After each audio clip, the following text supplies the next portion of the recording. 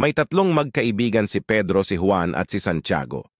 Naligaw sila sa isang kagubatan at nahuli sila ng mga kanibal.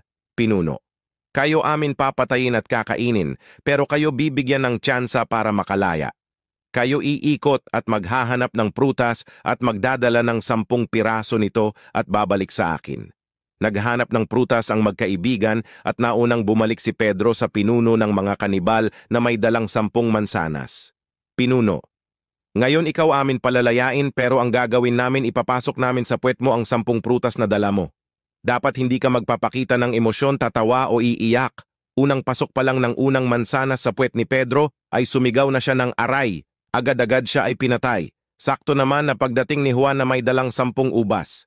Pinuno, ngayon ikaw amin palalayain pero ang gagawin namin ipapasok namin sa puwet mo ang 10 prutas na dala mo.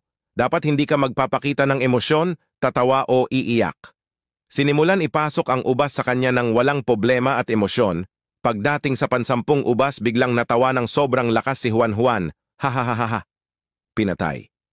Nagkita si Pedro at Juan sa langit at tinanong ni Pedro si Juan, Pedro, pare isa na lang yung prutas na kailangan para makalaya ka. Buwisit ka, bakit ka natawa?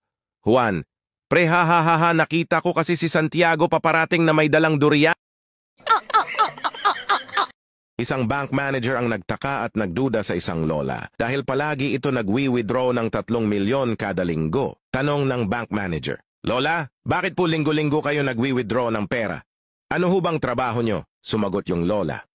Walay ho, napalanunan ko lang ito sa pustahan. Di naniniwala ang bank manager. Ano ho bang pustahan yan? Parang di naman po kapani-paniwala. Sumagot ulit yung lola. Sige magpustahan tayo. 50K. Ang pusta ko ay square yang hugis ng itlog mo. Babalik ako bukas at magdadala ako ng kasama, sabi ng bank manager. Sige deal. Alam ko naman hindi square itlog ko eh. Malalaman natin bukas, sagot ng matanda.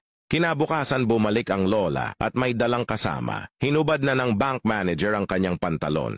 At hindi hugis square ang itlog nito kaya binigyan ng lola ng 50K ang manager. Sabi ng bank manager, paano ho kayo nagkakapera dun talo naman kayo? Bumulong yung lola. May pustahan din kami nitong kasama ko. Sa halagang 500K, ipapakita mo ang itlog mo sa amin.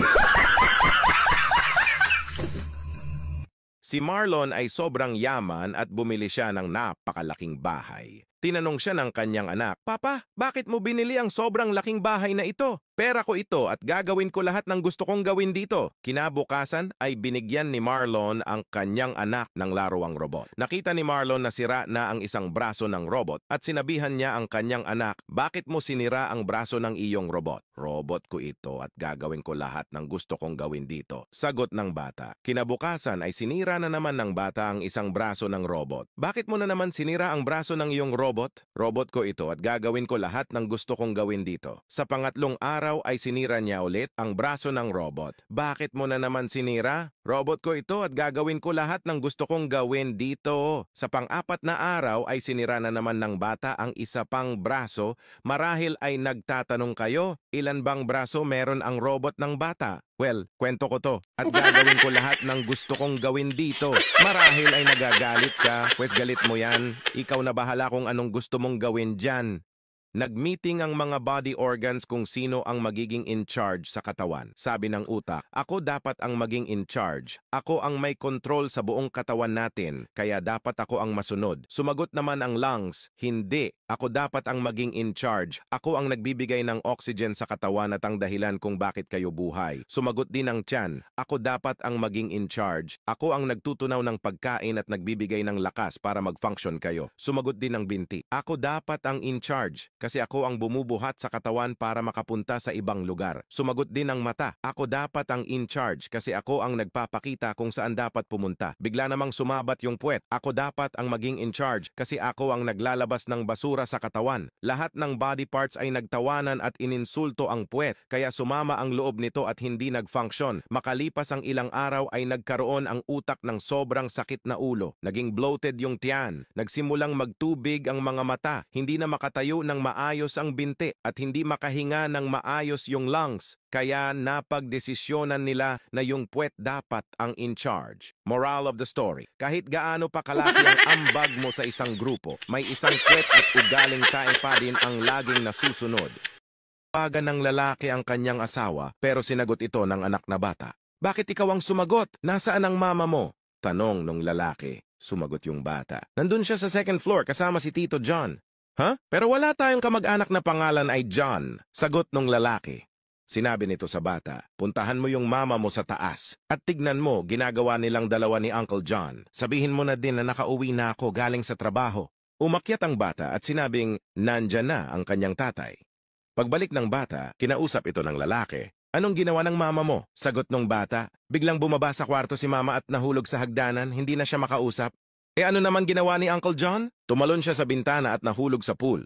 Pero kakalinis mo lang ng pool nung nakaraan, kaya nabagok ang ulo niya at namatay. Ha? Wala naman tayong swimming pool. Napaisip ang lalaki ng ilang segundo at biglang tinanong, wait, ang landline number ba nito ay 40667? Sumagot yung bata. Hindi. Ang number na ito ay 40668. Sorry, wrong number. Bye! May 3 vampira ang pumunta sa restaurant. Ito ay ang mayamang vampira, normal na vampira, at mahirap na vampira. Waiter, pa-order nga ako ng isang fresh blood. Sabi ng mayamang vampira. Sa akin, bigyan mo ako ng dinuguan. Sabi naman ng normal na vampira. Sayo po sir, ano ang order ninyo? Tanong ng waiter sa mahirap na vampira. Bigyan mo ako ng isang baso ng mainit na tubig. Nagtaka ang waiter. Bakit po mainit na tubig lang, sir? Nakapulot kasi ako ng napkin sa kalsada. Magtsatsaan na lang ako. May 6 na taong gulang na bata ang lumapit sa kanyang ina at ang sabi, Mama, masakit ang tiyan ko. Kasi anak, walang laman ang iyong tiyan. Mabuti pang lagyan mo ng laman para bumuti ang iyong pakiramdam. Sagot ng kanyang ina. Kinahapunan ay dumating ang kanyang ama na nagrereklamo sa kanyang asawa na masakit ang kanyang ulo sa buong maghapon. Sumabat ang bata at ang sabi, kasi papa, walang laman ang ulo mo. Lagyan mo kasi ng laman para mawala ang iyong nararamdaman. Follow Bart's Daily for more.